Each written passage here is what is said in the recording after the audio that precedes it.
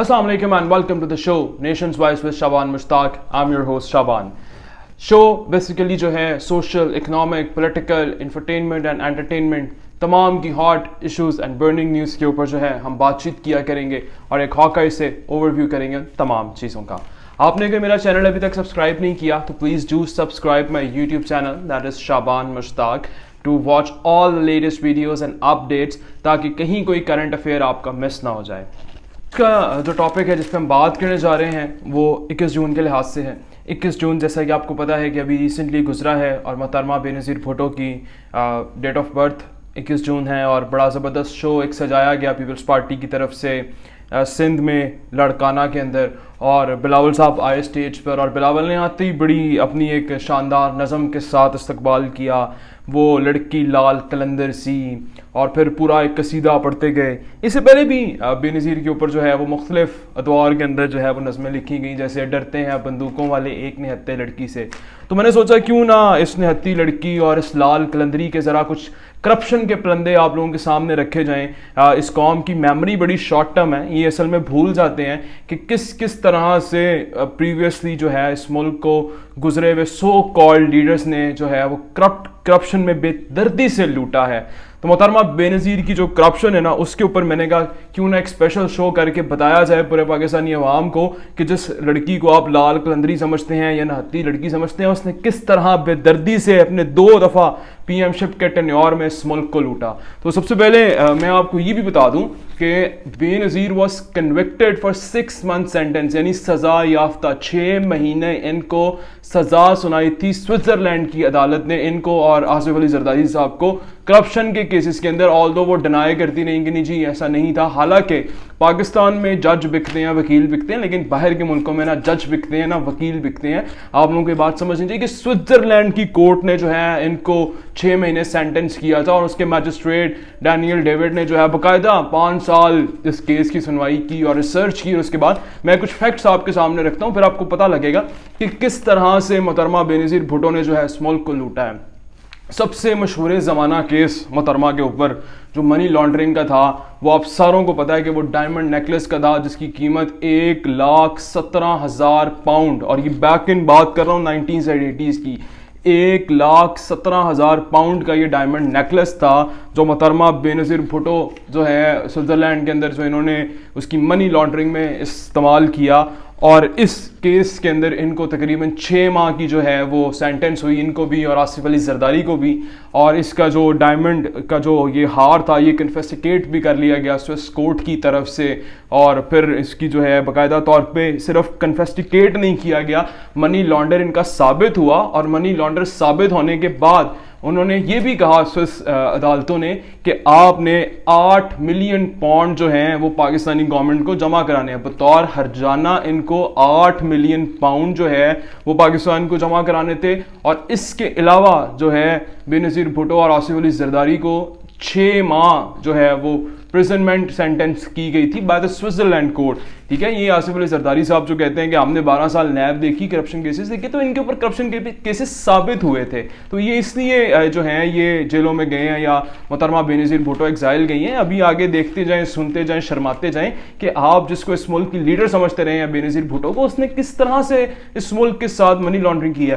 तो सिर्फ उनका जो है ना वो तरीका वारदात ये था कि वो बड़ी स्मार्ट लेडी थी। तो वो करती ये थी कि वो फ्रंट पे आसिफ अली जरदारी को रखती थी और बैक एंड पे उनको किक बैक्स देती थी। तो असल में ये दोनों मुलविस रहे हैं पाकिस्तान को लूटने में। वो मसला ये था कि आसिफ अली जरदारी चूंकि फ्रंट मैन था तो इसलिए आसिफ अली जरदारी साहब जो हैं वो केसेस भुगतते रहे हैं, लेकिन मोहतरमा जो है वो कहीं ना कहीं से जो है ना वो पतली गली से निकलती रही है क्योंकि लूप होल्स वो देती रही है। She was very smart lady. तो इस तरह का उनको निहत्ती और लाल कलंदरी ना समझा जाए, बड़ा बेदर्दी से लूटा है। आगे मैं आपको बताता हूँ।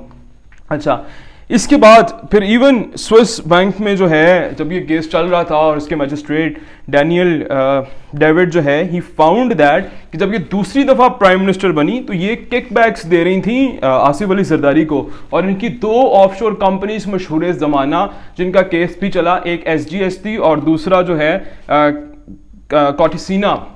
SGS और कॉटिसिना ये सबको पता होगा, ये बड़ी मशहूर ऑफशोर कंपनीज थी इनकी। इसका भी केस जो है, अब ये ऑफशोर कंपनीज जो है ये SGS और कॉटिसिना طریقہ واردات کیا تھا ان کا؟ اصل میں یہ تھی امپورٹ کمپنیز، یعنی پاکستان کے اندر آپ جو بھی چیزیں امپورٹ کریں گے اس کا 6% ڈکلیئرڈ ایسٹ کا ڈیوٹی پے کرنا تھا. تو یہ باہر سے مہنگی چیزیں پاکستان منگاتے تھے اور پاکستان سے مہنگی چیزیں باہر ایکسپورٹ کرتے تھے، اور اس کی اگر وہ چیز 1000 روپے کی ہے تو وہ 100 روپے کی چیز مینشن کرتے تھے اور 100 روپے کے لحاظ سے 6% ٹیکس بھر دیتے تھے. اور چونکہ اب گورنمنٹ ان کی تھی تو پوچھنے والا کوئی نہیں تھا. تو اس طرح سے کرتے کرتے یہ جو ہے وہ کرپشن جو ہے ان کی گئی، اور یہ کرپشن بلینز آف ڈالرز میں ہے اگر آج کی تاریخ کے لحاظ سے بات کروں.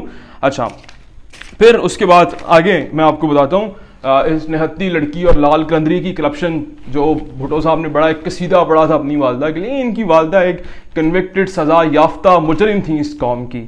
پھر اس کے بعد دیکھیں 1998 میں آرٹیکل پبلش ہوتا ہے نیو یارک ٹائمز میں. نیو یارک ٹائمز کا آرٹیکل ہے ہاؤس آف گرافٹ ٹریسنگ اے بھٹو. ٹھیک ہے، ہاؤس آف گرافٹ ٹریسنگ اے بھٹو.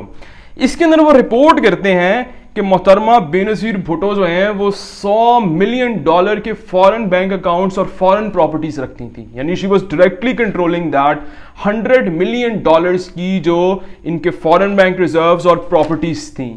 ٹھیک ہے، تو ڈکلیئرڈ ایسٹس نہیں تھے ان کے. پھر مزے کی بات یہ تھی کہ انہوں نے جو الیکشن کمیشن آف پاکستان یا اس وقت کے اداروں کو جو ایسٹس ڈکلیئر کیے تھے وہ صرف اور صرف $1.2 ملین تھے. یعنی ان کا کہنا تھا کہ میرے پاس صرف $1.2 ملین کے ایسٹس ہیں. ان 1996 کی بات کر رہا ہوں. حالانکہ 98 کی رپورٹ یہ کہہ رہی ہے کہ $100 ملین جو ہے ان کے فارن بینکس اور فارن پراپرٹیز کے نام پہ پڑی ہوئی تھی جو انہوں نے شو ہی نہیں کی الیکشن کمیشن آف پاکستان کو. پھر اس کے بعد مزے کی بات، مزید سنتے جائیں شرماتے جائیں، اور اس قوم کو جو آپ نے منجن اور چورن بھیج رہے ہیں کہ محترمہ بے نظیر بھٹو شہید ہیں اور وہ رانی ہیں اور وہ قوم کی ہمدرد ہے. یہ ہمدردی ہے ان کی قوم کے ساتھ کہ آپ $100 ملین کی آپ نے فارن ایسٹس رکھے ہوئے ہیں، پاکستان آپ ان کو لے کے نہیں آ رہی. اس کے علاوہ پاؤنڈ 1,17,000 کے ڈائمنڈ نیکلیسز ہیں. SGS اینڈ کارٹیسینا آف شور کمپنی سے آپ نے 100 بلین جو ہے وہ آج کے دور میں اربوں روپے بنائے ہوئے ہیں. اس کے بعد دیکھیں، اس کے بعد بے نظیر بھٹو ڈکلیئر کر رہی ہیں 1996 میں کہ ان کی سب سے زیادہ جو انکم ہے اب تک کی وہ صرف اور صرف $42,200 ہے. یعنی کہ انہوں نے جتنے پیسے کمائے ہیں اس میں سب سے زیادہ ہائیسٹ انکم جو ہے ان کی وہ $42,200 ہے بیک ان ایئر 1996. اور اس کا ٹیکس یہ جو پے کرتی ہیں وہ پے کرتی ہیں صرف $5,110. یعنی آپ یہ دیکھیں کہ $100 ملین جو آپ کے ہیں وہ آپ نے فوراً کبھی شو ہی نہیں کرائے الیکشن کمیشن کو. اس کے علاوہ آپ کے جو سوئس بینک نے آپ کے اکاؤنٹس 19 کے 20 اکاؤنٹ منجمد کر دے، یعنی فریز کر دیے تھے ان کے اکاؤنٹس، اس کے پیسے آپ نے نہیں بتائے. پاؤنڈ 1,17,000 کا ڈائمنڈ نیکلس جو منی لانڈرنگ میں آپ نے استعمال کیا، جس کو سوئٹزرلینڈ کی گورنمنٹ نے کنفیسٹیکیٹ کر لیا، اور اس کے بعد آپ کو 6 مہینے کا پھر جو ہے وہ پریزنمنٹ سینٹینس بھی دیا، اس کی آپ بات نہیں کر رہے ہیں، وہ کہیں شو ہی نہیں کیا. اور پھر مزے کی بات یہ کہ آپ صرف یہ بتا رہی ہیں کہ میں جو ہے صرف $42,200 میری ہائیسٹ انکم ہے، $42,200 ہائیسٹ انکم ہے میری، اینڈ ڈکلیئرنگ دیٹ ان 1996. اور اس کا ٹیکس ہم کتنا پے کریں گے؟ صرف $5,110. یہ اس ملک کے جو ہیں ایک سپریم سو کالڈ لیڈر کی جو ہے وہ حیثیت ہے. آپ دیکھیں مجھے سمجھتے ہیں کہ میں تو اس ملک کے اندر پاک صاف ہیں ہم لوگ، ہم پہ جھوٹے کرپشن کے کیسز ہیں. آپ کے پاکستان میں جھوٹے کرپشن کے کیسز ہو سکتے ہیں، سوئٹزرلینڈ کی عدالتوں میں تو آپ کے جھوٹے کیسز نہیں ہو سکتے. یہ سارے پیسے سوئٹزرلینڈ کی عدالت اور اس کا میجسٹریٹ ڈینیل ڈیوڈ کلیم کرتا ہے. ہم پاکستان کا کوئی قاضی عیسیٰ وائس یا ثاقب نثار کلیم نہیں کرتے ہیں، یہ لوگ کلیم کرتے ہیں. اچھا پھر اس کے بعد آپ یہ دیکھیں کہ پہلی دفعہ جب محترمہ Benazir Bhutto prime minister بنتی ہیں 93 اور 94 میں، یہ انکم ٹیکس ہی پے نہیں کرتی ہیں. یعنی آپ نے کوئی پیسے ہی نہیں کمائے. حیرانگی کی بات ہے کہ آپ نے سیلری میں بھی ٹیکس پے نہیں کیا. مطلب آپ کی اتنی انکم لو تھی یا آپ کے اتنے ایسٹس ہی نہیں تھے 93 اور 94 میں. اور یہ آن ریکارڈ بات پڑی ہوئی ہے کہ 93 اور 94 میں جب آپ پرائم منسٹر رہی ہیں تو آپ نے جو ہے وہ اس ملک کے ٹیکس ہی پے نہیں کیا.